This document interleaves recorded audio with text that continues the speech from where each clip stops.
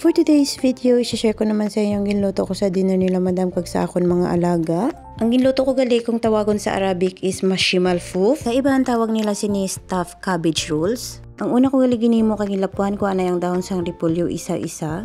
Nidjid pa humukon ang dahon sang repolyo para hindi mabudlay magrolyo. Kung sa iban pag magluto sila sa mashi malfouf, buugin nga repolyo ang ilang ginalapuhan, ang ako naman ni siyang akon nga way sa pagluto. Sa natapos ko na nalapuhan tanan-tanan ang dahon sang repolyo, sumumpisan ako himo sang rice mixture. Ang una kong ginimo kay nagbainit lang ko sang frying pan, pagtapos na nag-init na nagbutan na dayon ko sang olive oil. To nag-init na ang olive oil, gigisa ko na dayon ang sibuyas kag ahos. Tagtamang halo-halo lang to nag-change na ang kulay sang sibuyas kag ahos, gisunod ko na dayon butang ang rice. Ang rice kali nga ginagamit ko sa paghimo sang mashi malfouf kay Egyptian rice o rusmasri kung tawagon nila diri. Sang nabutang ko na ang rice, tamang halo-halo lang, pagkatapos gisunod ko na dayon butang ang kamatis ang ginhiwa ko sang gagmay. Ang kamatis kali kay gintanggalan ko sang panit para mas dali siya maluto. Sang nabutang ko na ang kamatis, tamang halo-halo na naman, pagkatapos isunod ko na dayon butang ang Arabic spices kag ang asin. Kag nag-add pagid ako sang dala ka kutsara nga pomegranate molasses or dips roman. Kag nag-add pagid ako sang tamarind paste.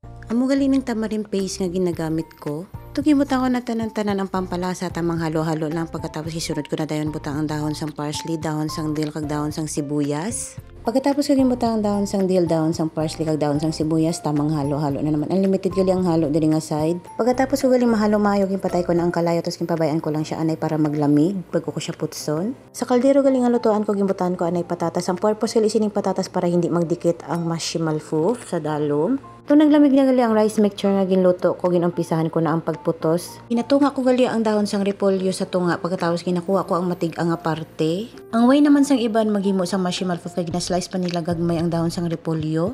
Kagamo naman ni ang way ko sang pagputos sang mashi malfouf or stuffed cabbage rolls. Bali ang katunga sang dahon sang repolyo, ginabutangan ko sang sakto lang rice mixture nga hindi mag-awas kung irolyo. Mas nanalian gali ko kung amo ni ang way ko sang pagputos sang mashi malfouf or stuffed cabbage rolls. Isa sa tong gagmay nga klase nga paghimo. Kagdugay ako matapos kaya gin-change ko na ang way ko sang pagputos sang mashi malfouf or stuffed cabbage rolls. Pagkatapos ko gali marulyo, gimbutan ko na dayon sa may kaldero nga may patatas, tapos diri ko na siya gin-cut sang gagmay. Pagkatapos ko gin-cut, kin-continue ko na gali ang pagpamutos. Fast forward na gali, natapos ko na pamutos tanan-tanan, amo na ni ang last kay wala na ko sang rice mixture, na ubos na. Kung na-notice ninyo nagamay ang dahon sang repolyo, amo ni siya tong dahon sang repolyo kay na to paglaga ko may nakitaan ko nga itom-itom, ginlas ko lang siya tapos gingunting ko lang tong itom kag ginpili ko lang ang pwede pa magamit. Pag dapat gali ko ibutang mo na ang gipangrolyo mo nga mashi malfouf o stuffed cabbage roll sa kaldero, dapat dikit-dikit.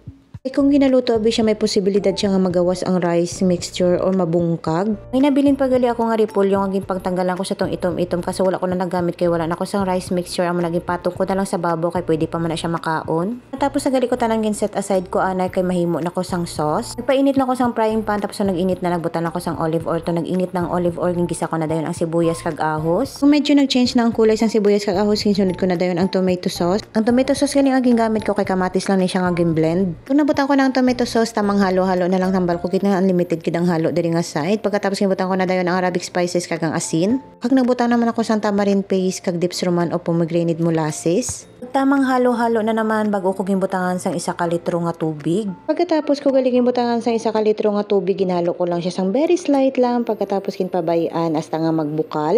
Tung nagbukal na, ginpatay ko na ang kalayo kag ginbuhos ko na sa kaldero sang mashi malfouf o stuffed cabbage rolls. Kung na-notice nyo nga may plato sa babaw, amo ko sina magluto, ginabutangan ko plato sa babaw para once nga magluto na hindi mag-alsa ang mashi malfouf o stuffed cabbage rolls. Tung nabuhos ko na tanan nga sauce, hintuslo ko lang ang plato gamit ang tong or kimpit para manaog ang sauce. Kag gintakloban kag ginluto ko for 45 minutes. Fast forward na, natapos na ang 45 minutes kag naluto na ang mashi malfouf o stuffed cabbage rolls. And thank God kay wala gid siya nabungkag. Ibalin ko na gali ni sa plato para ma-serve ko na kay madam kag sa mga alaga ko samtang init pa. Ready to serve na ang dinner nila madam nga mashi malfouf or stuffed cabbage rolls. Mas namit pagid ni kung may lemon kag olive oil. So hasta na lang diri ang ako nga video. Salamat sa paglantaw.